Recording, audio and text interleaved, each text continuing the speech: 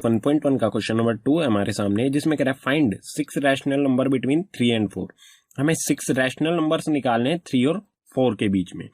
तो आपको पता होगा कि किसी भी दो नंबर्स के बीच में इनफाइनाइट रेशनल नंबर्स होते हैं, ठीक है। तो हम कह सकते हैं there were infinite rational number between 3 and 4। यहां पर 3 और 4 के बीच में बहुत सारे रेशनल नंबर्स मौजूद होंगे, ठीक है।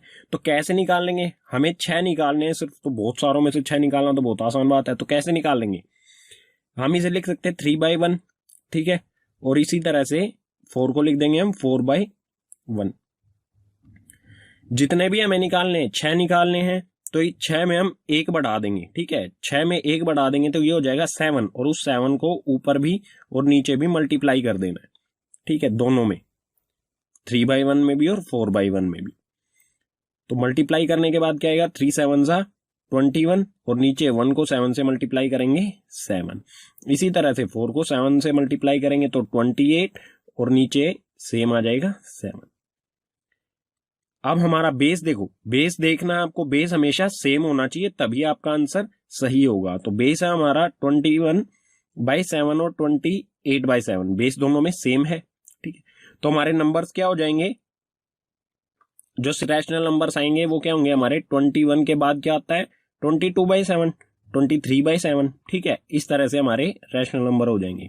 तो 22/7, 23/7, 24/7, 25/7, 26/7 और 27/7, ठीक है। तो ये हमारा first, second, third, fourth, fifth, six, total हमारे 6 नंबर्स आ गए रैशनल नंबर।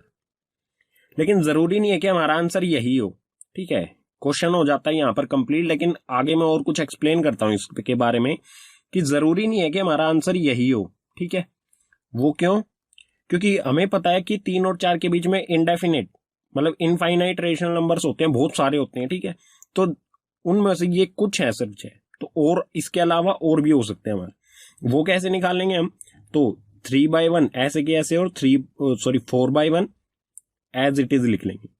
अगर हमें और नंबर निकालने हैं तो कोई भी 6 से बड़ा कोई भी, अगर 6 निकालने हैं तो इससे बड़ा कोई भी नंबर इन दोनों में ऊपर और नीचे मल्टीप्लाई कर देंगे। सपोज करते हैं हम 10 मल्टीप्लाई कर देते हैं, ठीक है, दोनों में 10 मल्टीप्लाई में 10,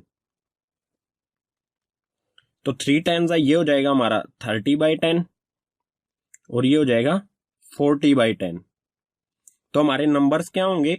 अब हमारे नंबर्स आ जाएंगे हमारे 31/10, 32/10, 33/10, ऐसे ही 39/10। तो हमारा आंसर ये भी हो सकता है और बहुत सारे आंसर हो सकते हैं हमारे, ठीक है। तो जो बुक का आंसर है वो ये है, लेकिन इसके अलावा भी आपका कोई आंसर आता है, मेथड को फॉलो करते हुए आपको करना है। अगर आपका आंसर और कोई भी आता है बुक से अलग, तो वो भी आपका आंसर सही होगा। क्लास 9 की एक्सरसाइज 1.1 का क्वेश्चन नंबर 3 है हमारे सामने, जिसमें कह रहा है find 5 rational number between 3/5 and 4/5। हमें 5 रैशनल नंबर्स निकालने हैं 3/5 और 4/5 के बीच में। तो आपको मैं पहले भी बता चुका हूं कि कोई भी हमारे दो नंबर होते हैं या कोई भी दो फ्रैक्शन होते हैं, उसके बीच में बहुत सारे इनफाइनाइट रैशनल नंबर्स होते हैं, ठीक है। तो यहां पर मैंने पहले ही लिख दिया है there were infinite rational number are, ठीक है। यहां पर आएगा आर प्रेजेंट बिटवीन 3/5 एंड 4/5 की इनफाइनाइट बहुत सारे रैशनल नंबर होंगे 3/5 और 4/5 के बीच में। मतलब हम जिन्हें इतने होंगे कि हम गिन भी नहीं सकते, ठीक है। अगर हम गिनना शुरू करें बहुत सारे हो जाएंगे, ठीक है। इन्फिनिटी मतलब अनगिनत हो जाएंगे, ठीक है। तो निकालेंगे कैसे? हमें कितने निकालने हैं? 5, ठीक है। तो 5 से बड़ा कोई भी डिजिट, ठीक है, फ्रैक्शन में ऊपर और नीचे मल्टीप्लाई कर देंगे। तो दोनों फ्रैक्शन को लिख लेते हैं। यह हमारा है 3/5 और 4/5। हमें 5 निकालने हैं, तो 5 से ज्यादा क्या होता है? 6। 5 में 1 प्लस करेंगे तो 6 को यहां पर ऊपर और नीचे दोनों फ्रैक्शन में मल्टीप्लाई कर देना है और कैलकुलेशन कर लेनी है इसे सिंपली फ्रैक्शन। 3 6 18 एंड 5 6 30। इसी तरह से 4 6 24 और 5 6 30। तो हमारे नंबर्स कौन से होंगे? 18/30 और 24/30 के बीच में कौन कौन से नंबर्स आते हैं? 19/30, 20/30, 21/30, 22/30, 23/30। ये हो गए हमारे 5 रैशनल नंबर्स, ठीक है, जो हमें निकालने। लेकिन अगर इनके अलावा भी आपका कोई आंसर आ रहा है तो वो भी होगा आपका आंसर ठीक, अगर आप मेथड को फॉलो करते हो, ठीक है।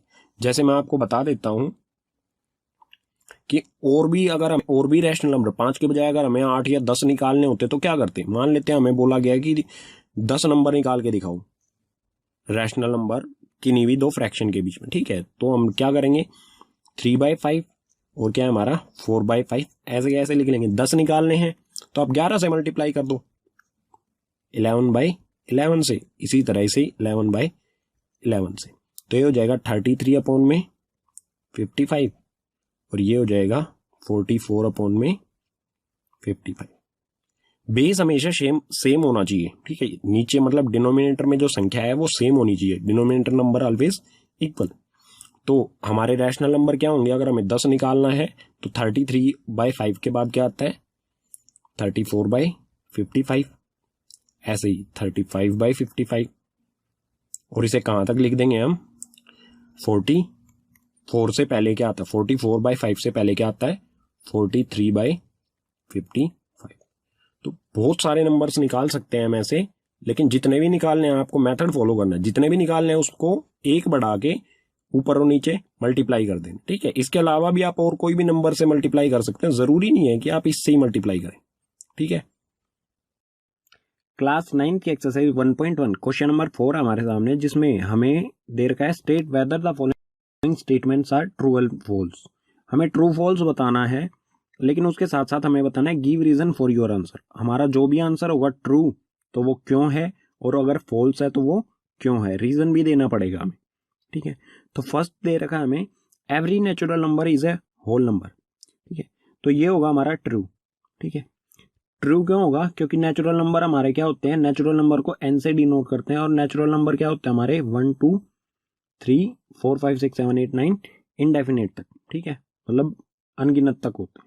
और वोल नंबर क्या होते हैं हमारे? इसको शायद W से डिनोट करते हैं। वोल नंबर्स होते हैं हमारे जो 0 से शुरू होते हैं, और 1 2 3 ये भी इनडेफिनेट। तो इसमें क्या कह रहा है कि सभी नेचुरल नंबर जो है वो वोल नंबर है, ठीक है। तो नेचुरल नंबर 1 2 3 से शुरू होते हैं, वोल नंबर 0 से शुरू होते हैं। तो 1 2 3 इसमें भी आते हैं, तो सारे नेचुरल नंबर्स जो है वो वोल नंबर्स हो जाएंगे, ठीक है।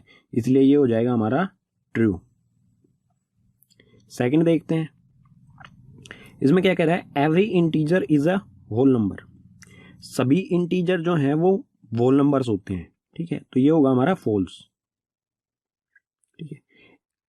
क्यों होगा? इसका रीजन होगा हमारा इंटीजर जो होते हैं ना, हमारे इंटीजर जो होते हैं वो होते हैं हमारे -2, मतलब इस तरफ हमारा माइनस से -4 -3 -2, ऐसे इनडेफिनेट, इस तरफ तक इनडेफिनेट, और इस तरफ -1, उसके बाद 0 1 2, दोनों तरफ ये होते हैं, ये इन्फिनिटी तक बड़े होते हैं, ठीक है। इन्फिनिटी तक हम इसे इस तरफ भी बढ़ा सकते हैं और इस तरफ भी बढ़ा सकते हैं।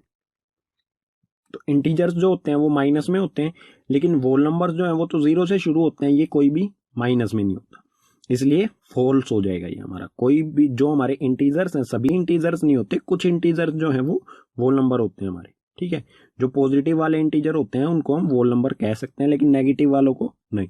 तो यहाँ पर एवरी लिखा हुआ है कि सभी इंटीजर होंगे, इसलिए ये हमारा हो जाएगा फॉल्स। थर्ड पर आते हैं, every rational number is a whole number. क्या सभी रैशनल नंबर जो हैं वो वोल नंबर्स हैं? तो ये भी हमारा होगा फॉल्स। क्यों होगा? उसका कारण बताता हूं। रैशनल नंबर क्या होते हैं? जो p/q की फॉर्म में होते हैं, ठीक है। तो p/q की फॉर्म में हमारे वोल नंबर्स होते हैं 0 1 2 3। तो ये फ्रैक्शन, मतलब इसमें क्या आएगा हमारा? पॉइंट में आंसर आएगा या नॉन टर्मिनेटिंग में आएगा, ठीक है। नॉन टर्मिनेटिंग रिपीटिंग डेसिमल्स, जैसे हमारा 0.3333 आ जाता है, तो ये जो होगा ये वोल नंबर नहीं होगा हमारा, ठीक है।